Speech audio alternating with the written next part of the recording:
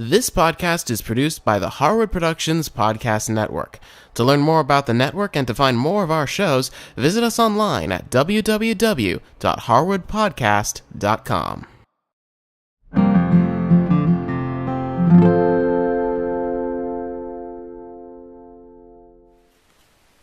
Hi, I'm Cindy Harris. Welcome to the Photography Guild.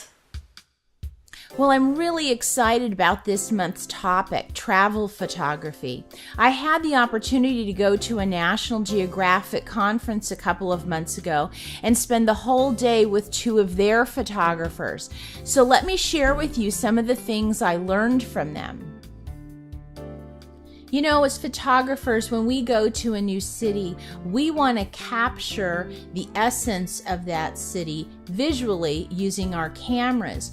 So today what I'm going to do is I'm going to show you a few tricks that if you do this before you leave on your trip, you can end up creating some incredible photography books for yourself at the end. Now, these are some that I have done, and the reason I am so pleased and so happy with them is because of the information I'm going to share with you today. So let's get started on what we can do before we leave on our trip. So, step number 1. Get yourself a small little notebook and pencil for your camera bag. Now, this is my notebook. It's only 4x6 and it holds all the information I need. What I'm doing is I'm going to show you how I jot information down in this notebook before I leave on my trip so that when I get to my travel destination, I have a plan for what I want to do there. Many times I get overwhelmed once I get to a new place and I actually forget what it is I wanted to do, and then I'm so upset with myself when I get home. So this little notebook really helps guide me. So here are some of the things that I have in my notebook that you may want to put in yours. The first thing I do is I have a little section on composition. Some of the things that we've learned that can really make a difference in your photographs and make them interesting. That whole rule of thirds, the high and the low angles, filling the frame, looking for things with texture and lines, symmetry, getting those wide angle shots, those close-up shots, those panorama shots. Those are just things that I always want to remind myself that, oh, I can shoot a photograph, in that way. Then I have a little section on aperture, remembering to, I can use shallow depth of field where I have, stopping it down to like an f2, f4. And then if I want that deep depth of field where everything's in focus, I can stop it, way up to like f22. Then a little section on the ISO to remind myself, okay, outside I want to shoot at like ISO 1 or 200 so that I get that really fine grain, no noise in my in my shot. And then if I'm inside, I need to bump my ISO up, so like 800, 1600. Then it's a reminder that I want to shoot some macro shots, and then also my shutter speed, looking for motion, and then to make the choice. Do I freeze the motion? If so, start with like 1/500th of a second and go from there. Do I want the motion to blur? Bring it down to about 1/15th of a second and work from there. So these are these things that I know, but I just like to have them in my notebook just as quick reminders for myself. So the next thing I like to jot down in my notebook is my basic shot list. Now what this is just some basic ideas that I can take no matter where I go. These are just some general things that are pretty common in just about every city you would visit.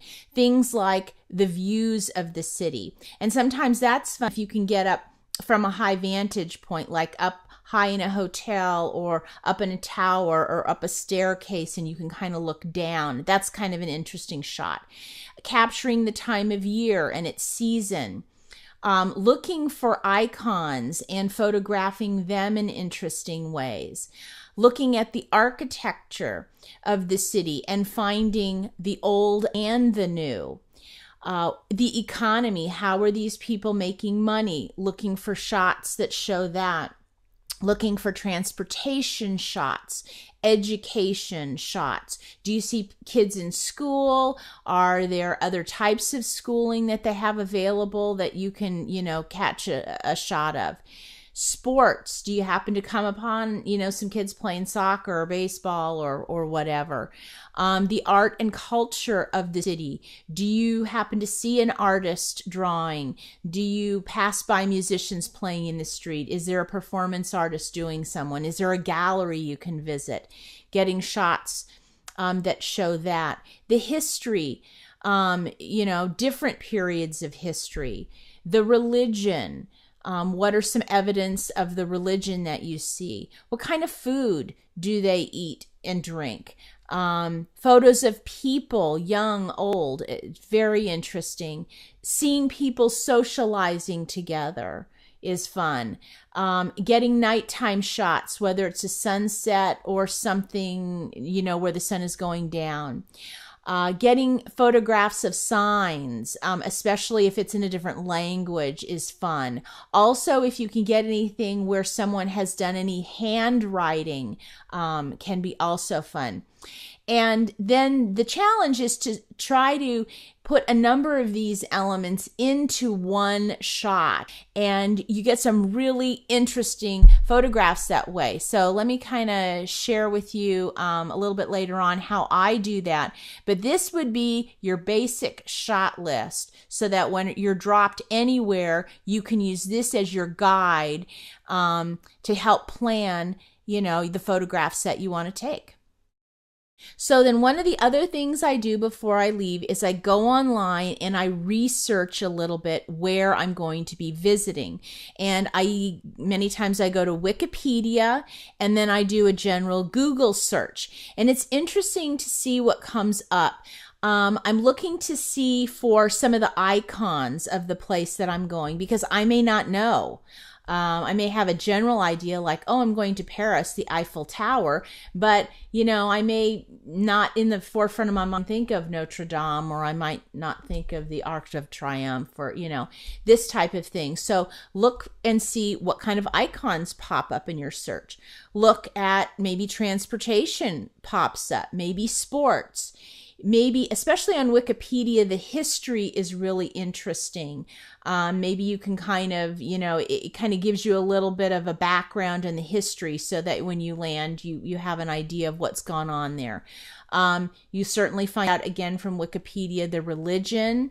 You might find out what kind of food that people like to eat and drink. Sometimes on some of the travel websites, they'll actually say like, oh, make sure you try the this or the that, because it's so delicious and it's something that is really indigenous to this area of the world. And then just keep your eyes open and research about anything else that might interest you. The other thing that I found when I research is I see other people's photographs, and that is inspiring to me. So I'll think, oh, I love the way this person photographed that. I'm going to remember that and make a little note in my book to try to get that as well. So now that I've done my basic research, now what I do is I create a shot list in my book for the city that I'm going to be visiting. Now this is an actual page from my book, and this was the shot list that I took when I visited Roermond in the Netherlands. And so you can see I just went right through and said, okay, these are some things that I want to make sure that I get. And then what I would do is I would have that notebook in my camera bag. So what I could do is either at the end of the day, I could go through and go, oh yeah, I got a shot of Lye, and oh yeah, I got a shot of the cathedral, and I would circle it. That way I would know I'd got the shot. And then as for planning for the next day, I could say, okay, well, I really want to make sure that I get that Limburg, province sign. So I want to make sure I do that. And I want to make sure that, I visit, take a photo from high up somewhere and a photo of some of the waterways. So that will be my plan for tomorrow. So it really does help me guide. And you can see I got pretty much everything that I wanted to get. And it was just so helpful to me to kind of kept the momentum going, and it certainly left things open. And you'll see in some of the photographs I show you in just a minute, I had some surprises, which I love, but this was sort of my basic guideline for my trip. And I have to tell you, I loved going into a city with a purpose. I loved it. And this was kind of this National Geographic thing that they, were talking about. It's going in and really discovering what the place you are visiting was like. So let me show you some of the ways I put this together in my photographs. So this photograph on the top left, I was up on a balcony and I was shooting down, which was kind of a nice, down angle shot. And I had these two women that were riding their bicycles. So not only do you get the sense of transportation, but you also get a little view of the city. Now, on the shot on the lower right, this was the little town square, and you can see people. Here's the socialization shot. This was just people hanging out, drinking coffee. You can see the time of the year. The leaves on the trees are just coming out. So these were some examples of me putting a couple of elements together in a photograph. Let me show you some other ones. So here's one of these surprise shots. Off the marketplace that day, they have a gazebo, and there were these gentlemen playing music.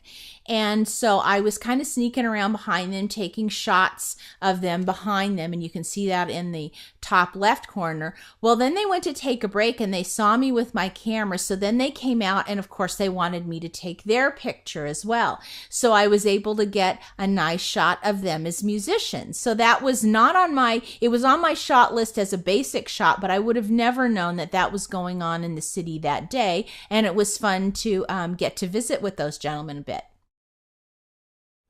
So in this shot, I was able to get some signs. The top left was actually a street sign. And then I was able to see, because I was looking for handwriting, I would find these signs in my travels. And I thought, oh, that was really cool the way they wrote that. So I got a little, photograph of that. Now in this top right-hand shot, these are some cobblestones. This is what you walk on in the city, and you had that great pattern. And then because it was springtime, there were these little yellow petals falling down, so you get that time of year. Now in the bottom shot is an example of history. This town used to have a wall around it. And so this is one of the towers, and off to the right you can see a little bit of the wall that's remaining. So there's a little bit of history there. So let's talk about icons. When you talk about the Netherlands, it's wooden shoes and windmills. So here were some shots that I got. Now the interesting part of these is these little wooden shoes were just these colorful little miniature ones, and I thought that was kind of a fun way to shoot it. And then I did this up angle with that beautiful blue sky on that windmill. Now here are just some examples of some of those basic composition shots. Here's a wide angle shot. Here's a close-up shot on that beach with the little shells and the little bird feet. And then here's a panorama shot across a canal. So here was some food. I was visiting family, and someone gave me a slice of vlaai, which is, in this case, was this apricot kind of tart that they make in Limburg province. So I popped it up near a window and got a shot of that. And then we went to a restaurant where a young man was making pannenkoeken, which is these giant pancakes. So I got a shot of him making the pannenkoeken. So with the economy in the Netherlands, they certainly export cheese, and they export Heineken beer. So I was at a cheese shop, and they had the light was great, and there were these ripening cheeses. So I took that shot. And then instead of just taking a photograph of a Heineken bottle, I kind of made a little artsy by having it reflecting off that silver piece. Now, this is an interesting combination of not only icons, but artists. I was able to visit the Royal Delft factory, and Delft, China is, a big icon in Holland. And then I had the opportunity to visit with one of the gentlemen who actually paints. That's him. And then that shot on the right, those are his brushes. So these are some interesting ways to capture religion. In the photograph on the top left, I was able to capture religion and architecture. This statue was actually behind glass in just this side of this building. So I thought that was kind of interesting. The center shot is the main church in town at sunset. And then the shot on the far right was this interesting story. This was actually at a cemetery, and those are two monuments, and the couple is shaking hands because one is buried in the Catholic cemetery and the other was Protestant and couldn't be buried in that cemetery. So they were buried on either side of the wall with their hands, holding each other. So I thought that was kind of an interesting shot. So in this top shot, I was able to play with shutter speed, and I, chose a fast moving shutter speed for the fountain.